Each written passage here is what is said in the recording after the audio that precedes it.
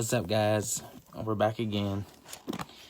Alright, so earlier today, we read Genesis chapter 9, and that was talking about God blessing Noah and his sons to, like he told Adam and Eve, be fruitful, multiply, rule over the earth, bring it under your control, subjugate it, cultivate it, all that good stuff. And then we also find out about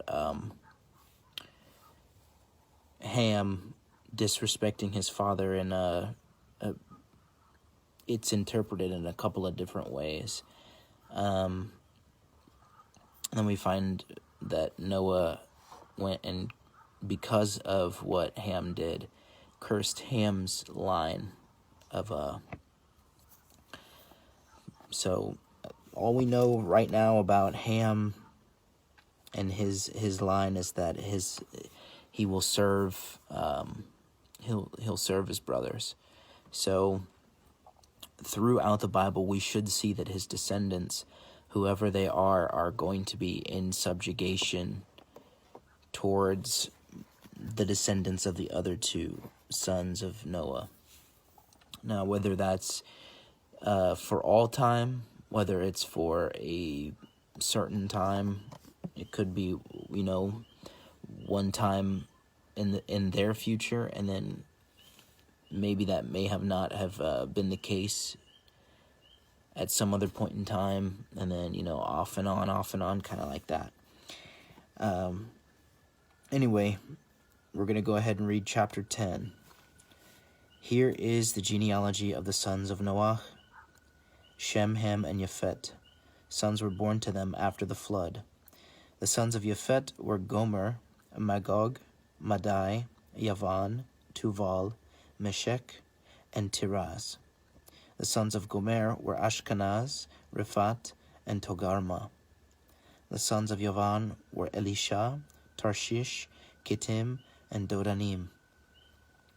From these the islands of the nations were divided into their lands, each according to its language, according to their families and their nations. The sons of Ham were Cush, Mitzrayim, Put, and Canaan.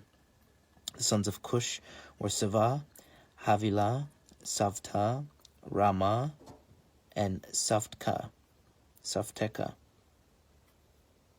The sons of Ramah were Sheva and Dedan. Cush fathered Nimrod, who was the first powerful ruler on earth. He was a mighty hunter before Adonai. This is why people say, like Nimrod, a mighty hunter before Adonai. His kingdom began with Bavel, Erech, Akkad, and Calneh in the land of Shinar. Ashur went out from that land and built Nineveh, the city of Rehovot, Kelach, and Resen, between Nineveh and Kelach. That one is the great city. Mitzrayim fathered Ludim, the Anamim, the Lehavim, the Naphtuhim, the Patrusim, the Kasluhim, from whom came the Pelishtim, and Pelishtim is the Philistines, and the Kaphtorim. Canaan fathered Sidon, his firstborn, Het, the Yevusi, the Amori, the Girgashi, the Hivi, the Arki, the Sini, the Arvadi, the Tsemari, and the Hamati. Afterwards, the families of the Canaani were dispersed. The border of the Canaani was from Sidon, as you go toward Gerar, to Azah. As you go down to Sodom, Amorah, and Amorah is how you would say Gomorrah in Hebrew, based on this translation. Anyway, the border of the Canaani was from Sidon as you go toward Gerar to Azah. As you go toward Sodom, Amorah, Admah, and Seboyim to Lesha. These were the descendants of Ham according to their families and languages, in their lands and in their nations. Children were also born to Shem, ancestor of all the descendants of Ever and older brother of Yefet.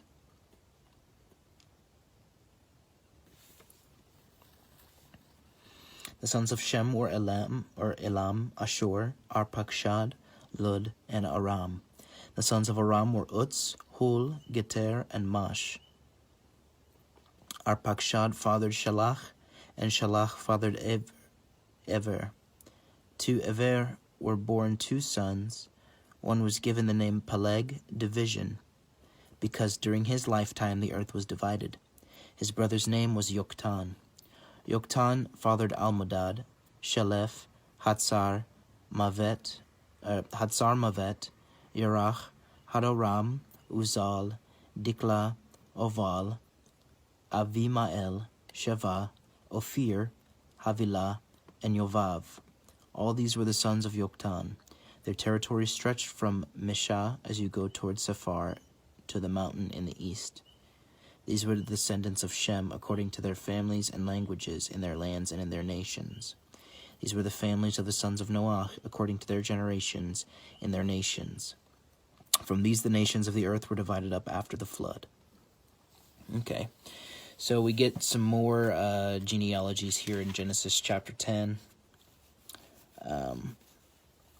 I'm going to, since I'm currently reading the Amplified version on my own, I'm going to write the names that they have in there.